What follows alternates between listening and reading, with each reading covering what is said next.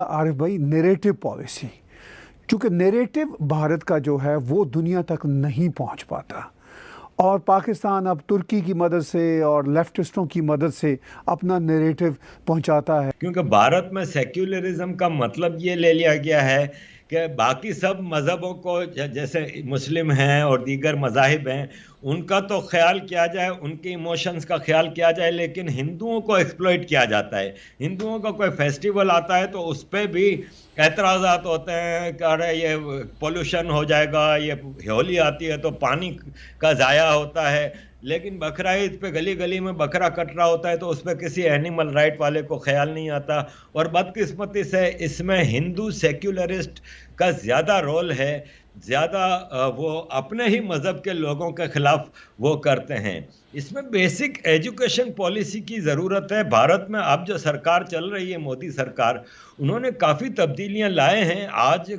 काफ़ी हिंदू अपने धर्म पे प्राउड फील करता है, अपने धर्म के प्रोटेक्शन के लिए काफ़ी यूथ आगे आया है।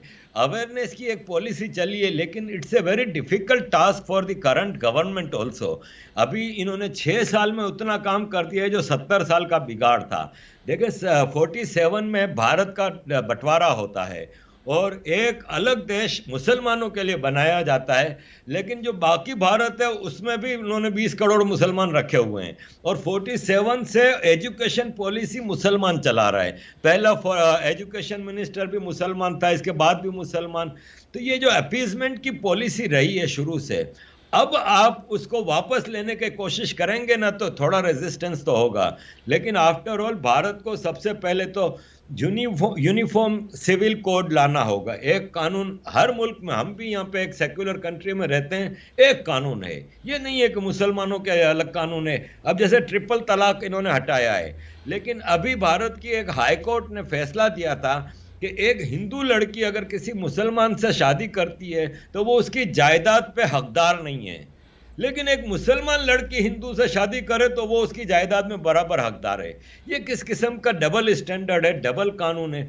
तो इनको कुछ स्टेप्स लेने होंगे, अपनी एजुकेशन पॉलिसी को भी तब्दील करना होगा।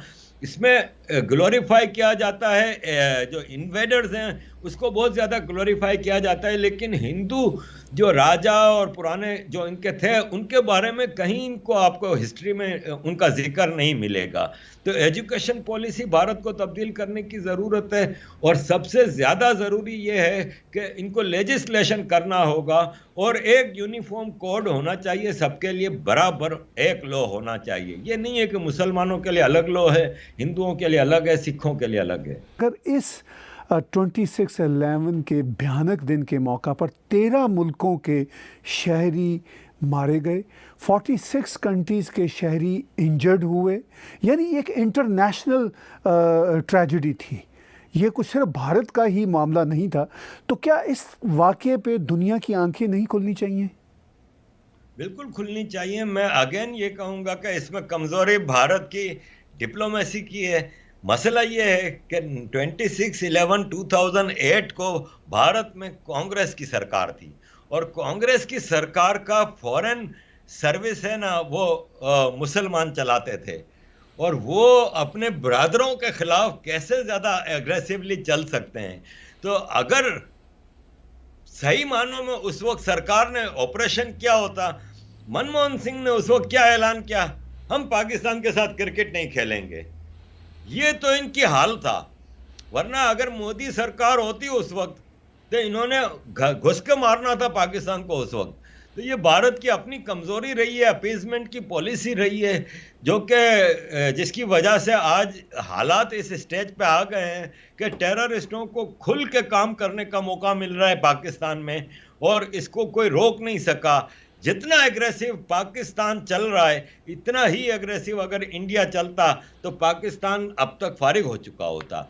लेकिन यहाँ पे होता यह है कि इतनी बड़ी ह्यूमैनिटेरियन ट्रेजेडी हुई 1970, 69, 70 में, 71 में बंगालियों के ऊपर, तो भारत ने उनकी मदद करके ईस्ट पाकिस्तान को तो बांग्लादेश बना दिया, लेकिन 93,000 जो POWs थे जो उनको तोहफे में वापस पाकिस्तान के हवाले कर दिया।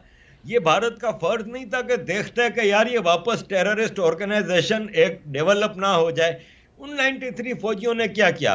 उनको बलोचिस्तान भेज दिया कि चलो भाई तुम तो इंसानों के मारने का काम है तुम्हारा, जाओ बलोचों को मारो। पाकिस्तान ने अर्ली 70s में बलोचिस्तान में एयर बम्बार्डमेंट कराई। यही फौजी जो हथियार फेंक के आए थे एक प्रोफेशनल आर्मी के सामने, वो वापस अपने सिविलियंस को मारने लगे, और भारत में वही एक सरकार बैठी थी जो चुपचाप तमाशा देखती रही। तो पाकिस्तान को आज जितना एग्रेसिव बना है उसमें भारत की सरकारों का, पिछली सरकारों का बराबर किरदार है। देखें, भारत आए दिन आपको नजर आएगा कि हर हफ्ते में एक दो वाकयात होते हैं कि भारत में इन्फिल्ट्रेशन होती है और टेररिस्ट मारे जाते हैं, और भारत सबूत के साथ रखता है कि ये देखें पाकिस्तानी नेशनल है, ये देखें पाकिस्तान से आया है। मुझे ये बता दें कि इनके पास एक भी इंडियन नहीं है जो ये साबित करने के लिए कि जिसने पाकिस्तान में जाके टेररिज्म की हो। कलभूषण खरबंदा कलभूषण यादव है जो, उसका नाम ये बार बार लेते हैं। ये जो उज़ैर बलोच है कराची का जो टेररिस्ट है लियारी गैंगवार का, वो कस्टडी में ISI के, उसने अपने बयान में साफ कहा है कि मैंने ईरान से कुलभूषण यादव को अगवा किया था और ISI के हवाले किया था, जिसको दुनिया के सामने ISI पेश कर रही है कि ये देखें इंडियन एजेंट है जिसको हमने इधर से पकड़ा है, जबकि उसको ईरान से अगवा करके लाया था उज़ैर बलोच, जिसका रिकॉर्ड पे बयान मौजूद है। और कुलभूषण यादव के हवाले से इंटरनेशनल कोर्ट ऑफ जस्टिस ने भी फैसले दे दिए हैं और पाकिस्तानी गवर्नमेंट को पाबंद किया है कि इसको फ्री ट्रायल दिया जाए, इसको एक्सेस टू हिज एम्बेसी दिया जाए, लेकिन पाकिस्तान नहीं दे रहा। क्यों नहीं दे रहा? अगर पाकिस्तान इतना ही सच्चा है और कुलभूषण यादव अगर इतना ही बड़ा टेररिस्ट है और आपके पास सबूत हैं, तो दें उसको फ्री ट्रायल, आपको दूध का दूध और पानी का पानी हो जाएगा। लेकिन ये प्रेस कॉन्फ्रेंसिंग करने से कोई चीज़ें साबित नहीं होती। साबित करने के लिए सबूत देने पड़ते हैं जो कि इनके पास नहीं है, क्योंकि भारत अगर जिस दिन भारत ने पाकिस्तान के जो ग्रास रूट इंडिपेंडेंस मूवमेंट्स हैं लाइक सिंधु देश, लाइक बलोचिस्तान, अगर इनकी मदद करनी भारत ने शुरू कर दी ना, जिस तरह पाकिस्तान कश्मीर के टेररिस्टों की मदद कर रहा है, तो मैं आपको यकीन दिलाता हूं कि ये आर्मी के दिन फिर पूरे हो जाएंगे। लेकिन ये भी हमारी बदकिस्मती है कि Bharat in grass root genuine independence movements को नहीं मदद कर रहा। भारत को चाहिए कि खुल के, जिस तरह पाकिस्तान कश्मीरी टेररिस्टों की, जो कि इंडिया की एक टेरिटरी है, जिसको एक्सेशन दिया था एक legal custodian of Jammu and Kashmir Maharaja Hari Singh और उनके मुस्लिम एडवाइजर शेख अब्दुल्ला की मर्जी से। शेख अब्दुल्ला खुद गए थे दिल्ली और नेहरू से उन्होंने रिक्वेस्ट की थी कि हम भारत के साथ एक्सेशन करना चाहते हैं। This is a legal part of India जिस पे पाकिस्तान टेररिस्ट भेजता है और धड़ल्ले से कहता है कि हम कश्मीरियों की हर लिहाज से मदद करेंगे, सब कुछ करेंगे। इसी लेवल पे जिस दिन भारत ने बलोचिस्तान और सिंधु देश की मदद करनी शुरू कर दी ना, तो Pakistan will be only Punjab then.